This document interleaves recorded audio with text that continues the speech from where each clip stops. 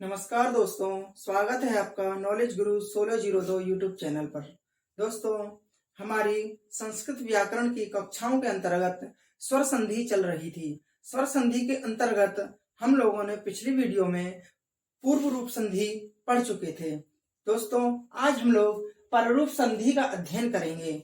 आपके सामने पररूप संधि लिखी हुई है। हमारे एग्जाम्स में किस तरह से पररूप संधि पूछी जाती है, हम लोग उसको आसानी से किस तरह से हल करें, आइए देखते हैं। देखिए दोस्तों, पररूप संधि करने वाला सर्वप्रथम आपको सूत्र जानना चाहिए कि पररूप संधि करने वाला सूत्र कौन सा होता है। तो दोस्तों, पररूप संधि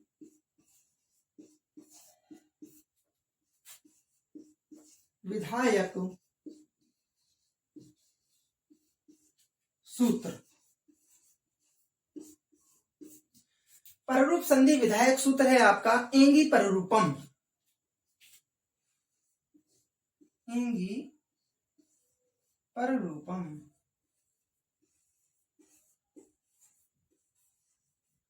दोस्तों, यदि आपसे एग्जामिनर पूछता है कि पररूप संधि विधायक सूत्र कौन सा है, तो आप उत्तर देंगे एंगी पररूपम। सर्वप्रथम हम लोग व्याकरणिक प्रक्रिया को फॉलो करेंगे, तत्पश्चात अपनी ट्रिक पर आ जाएंगे। व्याकरणिक प्रक्रिया के अंतर्गत एंगी पररूपम सूत्र का अर्थ होता है एंगी पररूपम आदुपसर्गात् एंगादौ धातु परे पररूपम एकादेशः स्यात्।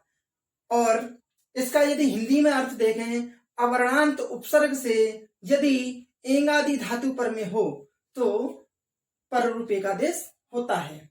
आइए दोस्तों, हम लोग अपनी ट्रिक की तरफ चलते हैं, या फिर मैं व्याकरणिक प्रक्रिया से पहले एक उदाहरण आपको सॉल्व करके दे देता हूं।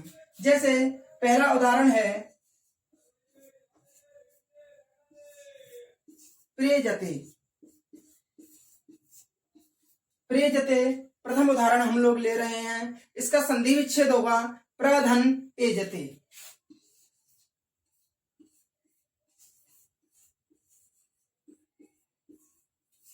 प्रधन एजते इसका संधि विच्छेद होगा।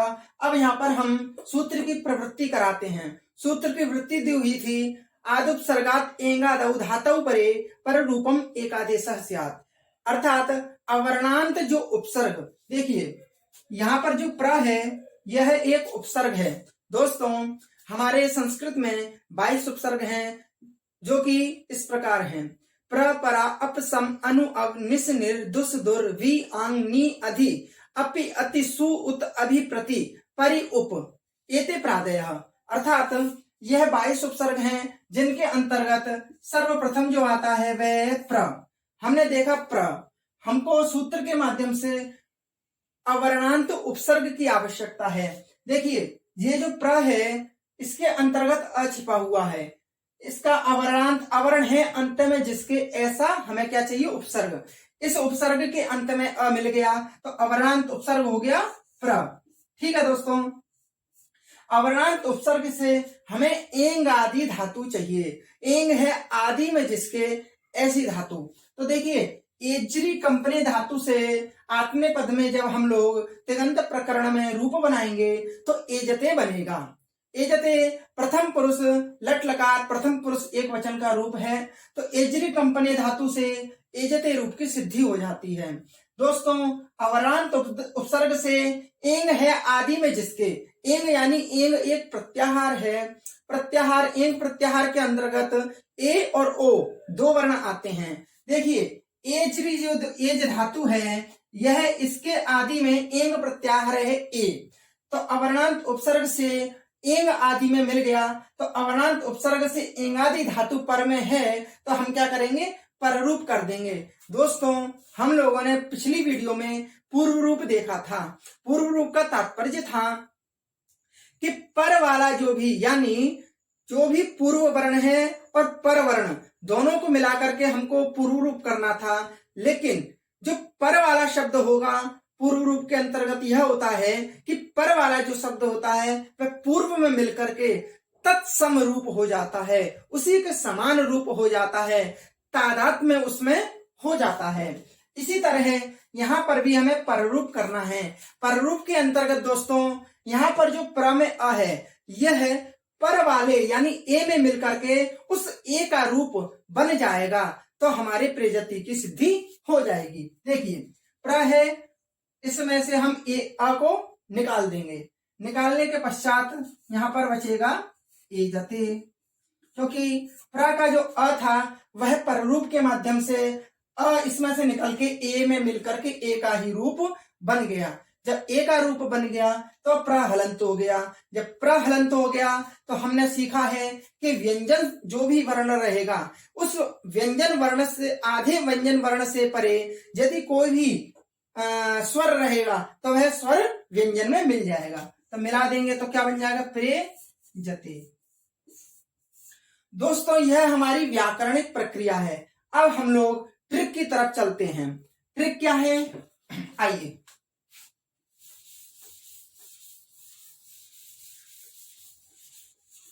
दोस्तों व्याकरणिक प्रक्रिया को हम लोग जब लघु सिद्धांत कौमुदी जो कि प्रारंभिक ग्रंथ माना जाता है व्याकरण प्रारंभ करने के लिए, इसलिए उसमें पढ़ेंगे, देखेंगे किस तरह की व्याकरणिक प्रक्रिया होती है। हम समझते हैं आपको अभी समझ में नहीं आया है। पररूप संधि हम लोग जब तक नहीं सीखेंगे तब तक इसके उदाहरण करते रहेंगे। आइए अब हम ट्रिक की तरफ चलते हैं। यह सूत्र लिखा लेने देते हैं। दोस्तों हमारी ट्रिक है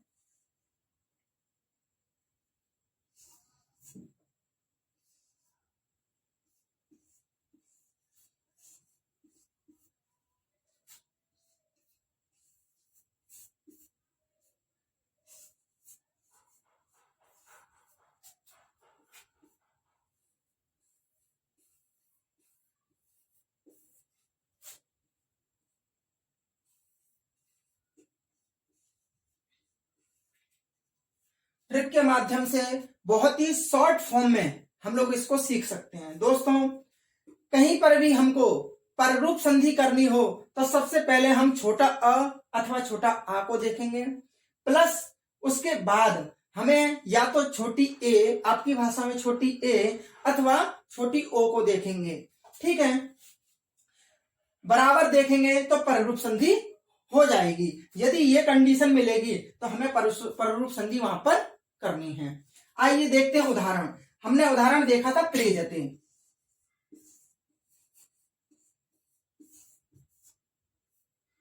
इसकी संधि विच्छेद हम लोगों ने की थी प्र प्लस ए जते। दोस्तों प्र प्लस ए जते, अब देखिए यहां पर क्या है, हमने देखा था वृद्धि संधि। वृद्धि संधि में एक रूल था कि अ और ए को मिलाकर के क्या हो जाता है, बड़ा ए बन जाता है, यानी ऐ बन जाता है। तो देखिए प्र में से जब हम अ को निकालेंगे तो प्रहलंत हो जाएगा। ठीक है, इधर आ जाएगा। ठीक है, प्लस ए जते रहेगा तो ए हो जाएगा, ए जते बन जाएगा। ठीक है, अब देखिए इस कंडीशन में एक तो पररूप संधि भी प्राप्त है। कैसे प्राप्त है पररूप संधि, देखते हैं। हमें चाहिए सर्वप्रथम अ। देखिए प्र में से जब हमने अ को निकाला तो हमें यहां पर क्या मिल गया, अ मिल गया। दूसरी कंडीशन क्या है, ए अथवा ओ चाहिए। प्लस के बाद हमारा प्लस ये रहा, इसके तत्पश्चात हमें ए चाहिए तो ए भी मिल गया। तो बराबर हमें पररूप यहां पर दोनों में कर देना चाहिए। इसका रूल पूरा लग गया। अब आप वृद्धि संधि पर आ जाइए। वृद्धि संधि में हम लोगों ने पढ़ा था कि अ और ए मिल जाए तो क्या बन जाता है, बड़ी ए, ये हो जाता है। अब आप कंफ्यूज हो रहे होंगे यहां पर वृद्धि संधि करें अथवा पररूप संधि करें। तो दोस्तों व्याकरणिक प्रक्रिया के माध्यम से जो वृद्धि संधि विधायक सूत्र है वृद्धि रेचि, उस वृद्धि रेचि सूत्र का बाधक यह है एंगी पररूपम, यह उसका बाधक है। मैं ट्रिक के माध्यम से समझा रहा हूं इसलिए डिटेल में नहीं जा रहा हूं। अगर यदि हम डिटेल में जाएं तो वृद्धि रेचि सामान्य कहीं पर भी अ से पर में ए मिलेगा तो वो वृद्धि कर देगा, लेकिन इसकी कुछ शर्तें हैं। इसकी शर्त यह है कि अवर्णांत कहीं भी उपसर्ग मिलेगा और उससे पड़े यदि एंग आदि धातु मिलेगी तो मैं ही वहां पर पररूप करूंगा, वृद्धि वहां पर तुम नहीं आओगे। इसका तात्पर्य यह है, इसलिए यहां पर वृद्धि प्रविष्ट न होकर के पररूप संधि होगी। आपको बस इतना याद रखना है कि ए, अ और ए में यहां पर क्या होगी, प्रेयजते में वृद्धि होगी। ये बहुत ही फेमस उदाहरण है, इसलिए इस उदाहरण को लिया गया है। ठीक है दोस्तों, तो अ और ए को मिलाकर के हमें क्या करना है, पररूप। अब देखिए अ प्लस ए, इन दोनों को मिलाकर के हमको पररूप करना है। अब देखिए पररूप क्या होता है, ये जो अ है यह इसमें मिल जाएगा और इसी का स्वरूप बन जाएगा और इसकी सत्ता बिल्कुल समाप्त हो जाएगी। इसकी सत्ता बिल्कुल, अ की सत्ता समाप्त। जब समाप्त हो जाएगी तो क्या दिखेगा हमें, सिर्फ ए। तो जब पररूप हो गया तो प्र प्लस ए की सत्ता समाप्त हो गई, बस ए जते बचा, ए जते बराबर प्रहलंत है, व्यंजन है। इसके बाद हमें क्या दिख रहा है, स्वर। यह स्वर जाकर के प्र में मिल जाएगा। जब मिल जाएगा तो क्या बन जाएगा, प्रे जते, प्रेजतेति सिद्धम। तो इस तरह से पररूप संधि का हमने एक उदाहरण देखा। दोस्तों घबराइए बिल्कुल मत, मैं दूसरा उदाहरण, तीसरा उदाहरण, चौथा उदाहरण आप जब तक नहीं समझेंगे तब तक आपको समझाया जाएगा। आइए दोस्तों दूसरा उदाहरण देखते हैं।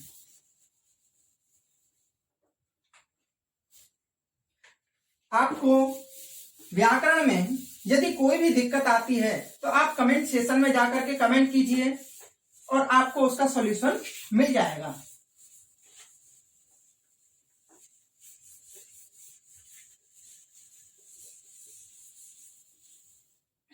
आइए दूसरा उदाहरण लेते हैं हम, उपोषति।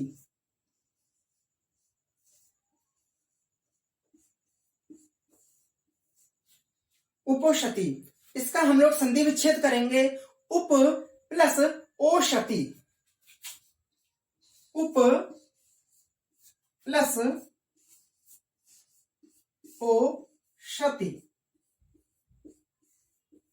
दोस्तों यहां पर भी हम लोग व्याकरणिक प्रक्रिया लगा सकते हैं, परंतु हम व्याकरणिक प्रक्रिया की तरफ नहीं जाएंगे। हम सिर्फ अपनी ट्रिक के माध्यम से हम एग्जाम में किस तरह से पररूप संधि को कर पाएं उसको फॉलो करेंगे। हमारी ट्रिक क्या थी, अ अथवा आ प्लस ए अथवा ओ हो तो हमारी क्या होती है दोस्तों, पररूप संधि। पररूप कर देते हैं।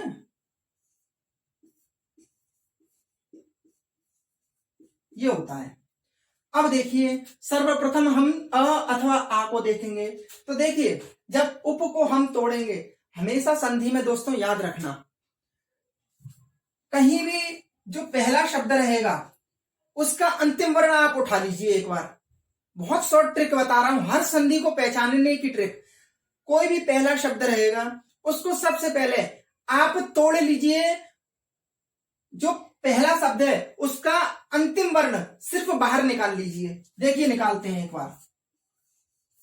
यह ट्रिक हर संधि में आप करके देखिए। हर संधि का अगर यदि आपको रूल याद है तो आप तुरंत कर देंगे कि इसमें यह संधि है। बस आप क्या करेंगे, उप प्लस अ, ठीक है। और जो दूसरा शब्द रहेगा उसका आप क्या करेंगे, पहला शब्द बाहर निकाल लीजिए। चलिए प्लस लगा के पहले शब्द को बाहर निकाल देते हैं, प्लस क्षति बचा यहां पर। बस कोई भी संधि हो, चाहे कोई भी संधि, आप इसको हल कर ले जाएंगे। क्यों, प्रथम शब्द का अंतिम अक्षर बाहर निकालेंगे और द्वितीय शब्द का प्रथम शब्द यानी प्रथम अक्षर को बाहर निकालेंगे। दोनों का निकाल लिया। अब आप देखेंगे आपका ट्रिक कौन सी फॉलो हो रही है। अ अथवा आ चाहिए, हमें अ मिल गया। उसके बाद प्लस के बाद तुरंत हमें ए अथवा ओ चाहिए। देखिए प्लस के बाद तुरंत हमें ओ मिल गया, ठीक है। बराबर हम क्या कर देंगे, पररूप संधि कर देंगे। दोनों को मिलाकर के पररूप क्या करेंगे? पररूप मैंने आपको बताया था, जो पूर्व वाला होगा, पहले वाला होगा, वो दूसरे वाले में मिलकर के उसी में समाहित हो जाएगा। कहेगा मेरी सत्ता समाप्त, मैं आपका हूं। तो आ बिल्कुल समाप्त कर देंगे तो क्या हो गया? उप प्लस ओ, क्योंकि आ तो हट गया भाई, आ तो ओ में ही मिल गया, और क्षति। ठीक है, बराबर मिला दीजिए। व्यंजन वर्ण आधा है, उसमें जाके स्वर मिल जाएगा, आपका हो गया उपो क्षति। देखिए दोस्तों, मैं आपको बहुत ही शॉर्ट ट्रिक के माध्यम से समझा रहा हूं। देखिए, हमेशा इतना करने के बाद बस आप एक काम और कीजिएगा, जितनी भी जो तत्त संधियों की जो ट्रिक है, आप उनको रट के रखिएगा कि इसको और इसको मिलाने से ये होता है, इसको और इसको मिलाने से ये होता है, और जो रूप बनता है वह वृद्धि संधि का है, वह गुण संधि का है, वह प्रकृति भाव संधि का है। इस तरह से आप लोग याद रखिएगा। देखिए, ये आपको उदाहरण बहुत ही आसानी से समझ में आ गया होगा। आइए दोस्तों, एक और उदाहरण देखेंगे। जब तक छोड़ेंगे नहीं, जब तक तोड़ेंगे नहीं, तब तक छोड़ेंगे नहीं। दोस्तों, तोड़ने का तात्पर्य यहां पीटने से नहीं है, तोड़ने का तात्पर्य है यहां पर है अपनी बुद्धि को समझाने से, हमारे माइंड में किस तरह से वस्तु बैठेगी, विषय वस्तु बैठेगी। आइए दूसरा उदाहरण ले लेते हैं दोस्तों इसका। अवेही क्या है? अवेही। इसका संधि विच्छेद करेंगे हम, अव प्लस एही। क्या? अव प्लस एही, अव प्लस एही। दोस्तों, इसमें हम अपनी ट्रिक तुरंत लगाएंगे, पररूप संधि की ट्रिक। पररूप संधि की ट्रिक क्या है? अ हो अथवा आ हो। मैंने आपको सबसे पहले रूल बताया कि आप दोनों शब्दों को लेकर के उनमें से पहले शब्द का अंतिम वर्ण बाहर निकालिए, द्वितीय शब्द का प्रथम वर्ण बाहर निकाल दीजिए। तुरंत निकालेंगे हम। देखिए, व को हलंत करेंगे तो व में से निकलेगा अ, ठीक है, प्लस ए ही में से निकलेगा ए, तुरंत निकाला। इतना करने के बाद आपको यदि ट्रिक याद है तो आप तुरंत लगा देंगे। हमें चाहिए अ अथवा आ, हमें मिल गया अ, ठीक है। हमें चाहिए प्लस के बाद ए अथवा ओ, हमें मिल गया ए, ठीक है। हमारी ट्रिक जो रूल था वो फॉलो हो गया, तुरंत लगा देंगे हम लोग। अ को इसमें मिला देंगे और अ कहेगा ए से, मैं आप में समाहित होकर अपना स्वरूप त्यागता हूं। तो अ अपना स्वरूप त्याग देगा। जब त्याग देगा तो अब प्लस ए अवशेष रह जाएगा, ए प्लस ही, ठीक है। अब देखिए, जो वह है व्यंजन वर्ण आधा है, उसमें जाकर के स्वर मिल जाएगा। जब स्वर मिल जाएगा तब क्या होगा?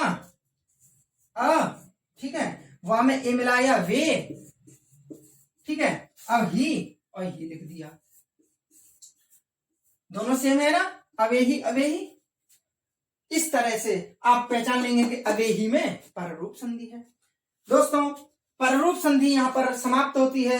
पररूप संधि के पश्चात हम लोग देखेंगे प्रकृति भाव संधि, जो कि स्वर संधि की सबसे अंतिम संधि है, और आज आपकी स्वर संधि समाप्त हो जाएगी। चलिए,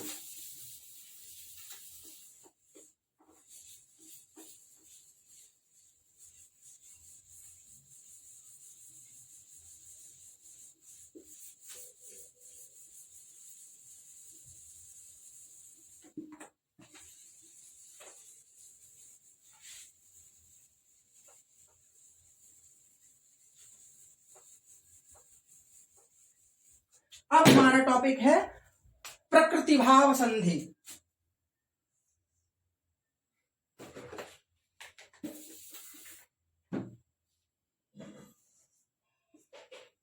प्रकृति भाव संधि। दोस्तों, प्रकृति भाव संधि अब हम लोग अध्ययन करने जा रहे हैं। एक मिनट।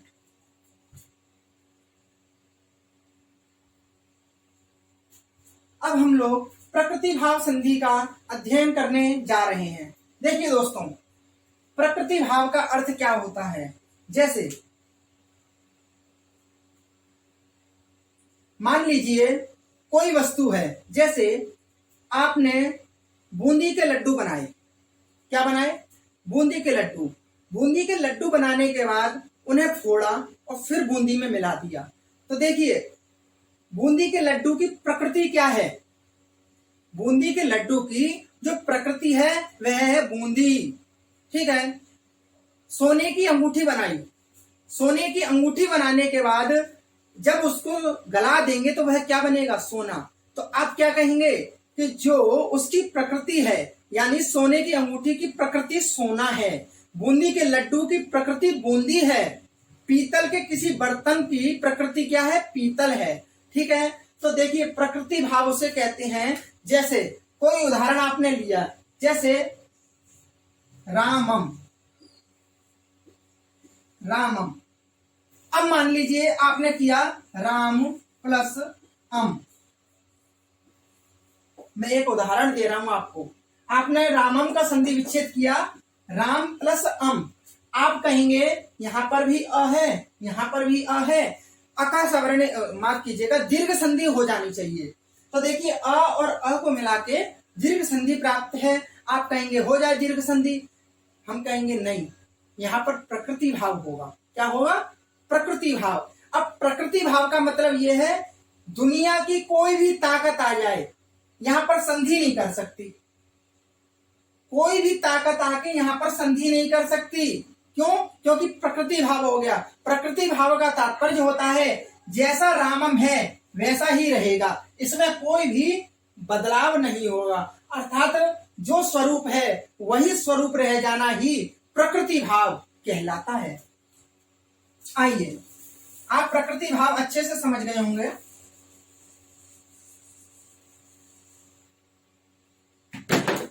चलिए, अब प्रकृति भाव संधि का क्या सूत्र है। देखिए, प्रकृति भाव संधि, प्रकृति देखिए पहले होती है प्रग्रहीय संज्ञा। प्रग्रहीय संज्ञा करने वाले बहुत सारे सूत्र हैं, उसके बाद उनका होता है प्रकृति भाव। लेकिन हम लोग शॉर्ट ट्रिक से समझेंगे, इसमें व्याकरणिक प्रक्रिया नहीं समझेंगे, क्योंकि इसमें 5-6 सूत्र हैं जो कि आपको समझने पड़ेंगे। लेकिन हम उसकी तरफ नहीं जाएंगे और आपको सीधे ट्रिक की तरफ ले चलते हैं। देखिए दोस्तों, प्रकृति भाव का तात्पर्य आप समझ गए। अब देखिए क्या होगा। सर्वप्रथम उतार करके लिख लेना इस सूत्र को, बहुत महत्वपूर्ण सूत्र है।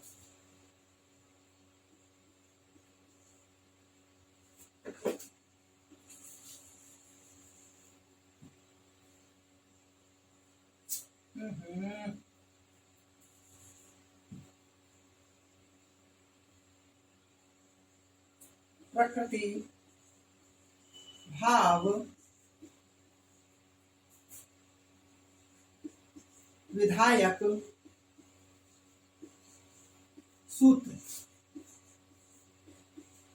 दोस्तों, प्रकृति भाव कौन सा सूत्र करता है? तो उस सूत्र का नाम है प्लुत प्रग्रहिया अचिनित्यम। प्लुत प्रग्रहिया अचिनित्यम। क्या है सूत्र का नाम? प्लुत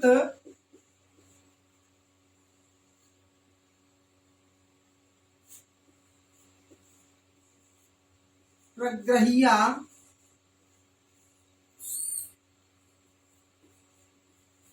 अचि नित्यम। प्लुत प्रग्रहिया अचि नित्यम है। एते अचि प्रकृत्या स्युः। अच के परे रहते जो भी प्लुत संज्ञक वर्ण हैं उन सभी को प्रकृतिवत भाव हो जाता है। इसके गिने चुने उदाहरण हैं जो आपके एग्जाम्स में पूछे जाते हैं। उन 4-5 उदाहरणों को बस आप माइंड में रख लीजिए या याद कर लीजिए, आपके ऊपर है। ठीक है। यदि याद कर लेंगे तो कभी भी वह उदाहरण यदि आता है तो आप सीधे कहेंगे यहाँ पर प्रकृति भाव संधि हुई है। ठीक है दोस्तों, आइए देखिए। जैसे पहला उदाहरण है, उदाहरण नंबर 1। उदाहरण है हरि एतौ। हरि प्लस एतौ। दोस्तों, हरि प्लस एतौ यहां पर व्याकरणिक प्रक्रिया का बहुत ही प्रबल कार्य है। कैसे? यहां पर एक सूत्र लगता है ईदुदे द्विवचनम प्रगृह्यम, ईदुदेदंतम द्विवचनम प्रगृह्यम स्यात्। अर्थात ईदंत उदंत एदंत जो है, ईदुदेदंतम द्विवचनम, ईदंत उदंत एदंत जो द्विवचन, उसकी क्या होती है? प्रगृह्य संज्ञा होती है। तो देखिए, ई को बाहर निकालिए। सबसे पहले मैंने आपको संधि करने की ट्रिक बताई थी। बड़ी ई है ये, तो ई बड़ी ई बाहर निकलेगी। ए को बाहर निकालिए प्लस तौ। कहीं भी आपको प्रकृति भाव करना हो तब क्या करेंगे? बड़ी ई देखेंगे, ठीक है, बड़ी ई देखेंगे अथवा द्विवचन देखेंगे, ठीक है। ईदंत उदंत और एदंत जब आप हरि शब्द के रूप चलाएंगे, हरि ही हरि हरयः, तो ये द्विवचन का रूप है हरि। और हमारा सूत्र कहता है ईदंत उदंत एदंत जो द्विवचन, तो ईदंत ईदंत भी है और ये हरि शब्द के द्विवचन का रूप भी है। इसलिए जो ई है यहां पर क्या हो गई? प्रगृह्य संज्ञा। जब प्रगृह्य संज्ञा जिसकी होती है वहां पर क्या होता है? इस सूत्र की प्रविष्टि हो जाती है। यह सूत्र लग जाता है। यह सूत्र लगेगा तो इसका तात्पर्य यह क्या कार्य करता है? जिसकी प्रगृह्य संज्ञा होती है उसका प्रकृति भाव होता है। तो ई की प्रगृह्य संज्ञा हुई है, अच परे रहते उसको प्रकृतिवत भाव हो जाएगा। अर्थात हरि एतौ को कोई भी संधि, यद्यपि यहाँ पर यण संधि प्राप्त है, यहाँ पर यण संधि अब नहीं होगी। क्यों? क्योंकि प्रकृति भाव हो गया। हरि एतौ जैसा है वैसा ही रहेगा, कोई संधि नहीं होगी। तब हमने क्या कर दिया? हरि एतौ का हरि एतौ ही लिख दिया। हरि प्लस माफ कीजिएगा हरि एतौ। प्रकृति भाव का अर्थ है कोई संधि ना होना। तो हरि एतौ संधि की और हरि एतौ रूप बन गया, ठीक है। इसी तरह से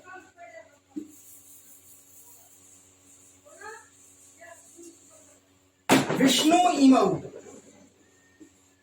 विष्णु इमौ, ये दोनों विष्णु हैं। इसका तात्पर्य यह है विष्णु, जब आप विष्णु शब्द के रूप चलाएंगे तब चलेंगे विष्णु विष्णु विष्णवः, ठीक है। तो यह विष्णु जो है यह द्विवचन का रूप है, प्रथमा विभक्ति द्विवचन का रूप है। और इसके बाद में इसकी हो जाएगी प्रगृह्य संज्ञा ईदुदे द्विवचनम प्रगृह्यम सूत्र से। जब द्विवचन की प्रगृह्य संज्ञा हो जाएगी, इससे अच परे होने पर प्लुत प्रगृह्य अचि नित्यम सूत्र से प्रकृतिवत भाव हो जाएगा। तो विष्णु इमौ जो है विष्णु इमौ ही रहेगा। अर्थात प्लस का निशान हटा दीजिए, यह जैसा है वैसा ही रहेगा। इसके दो उदाहरण हो गए, हरि एतौ विष्णु इमौ, हरि एतौ विष्णु इमौ, और गंगे अमु। और एक उदाहरण और है आगच्छ कृष्ण